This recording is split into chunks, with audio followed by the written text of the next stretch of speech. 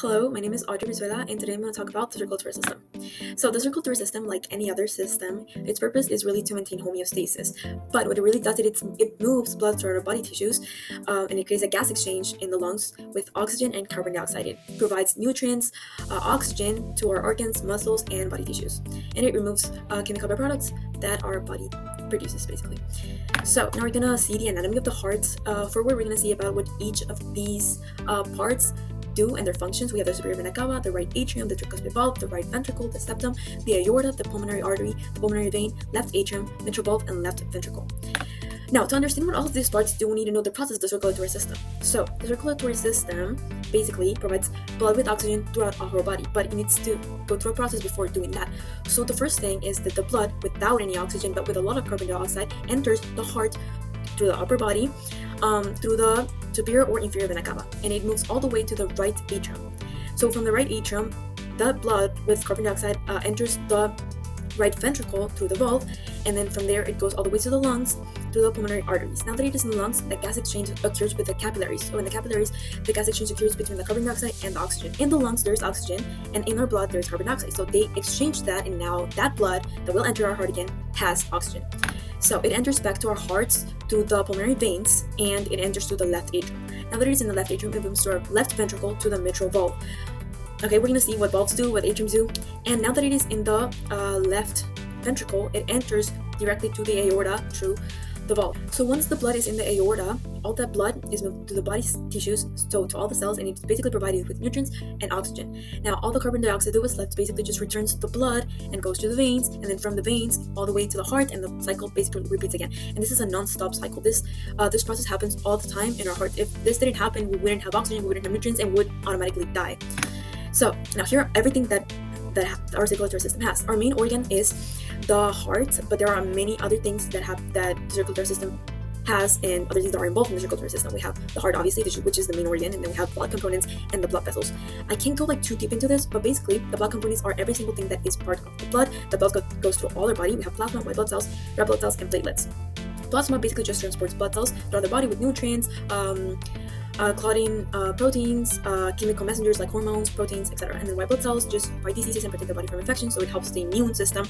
And then we have red blood cells that basically contain this special protein called hemoglobin, which basically just helps carry oxygen from the lungs to the rest of the body, and then returns carbon dioxide. And this red blood cells are the most common type of blood cells. And then we have platelets that basically just help to coagulate the blood. And basically, if there is a problem going in there in an injury, they basically just automatically get there and help that blood to clot, so it doesn't really infect our body. Then we have the blood vessels, which are the arteries, veins, and capillaries. The blood vessels are basically just like the tubes or channels that carry blood throughout our body.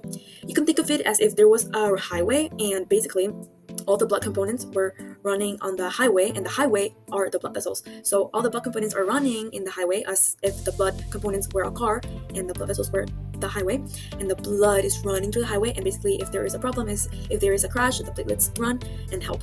It's just like an analogy to look at it in another way.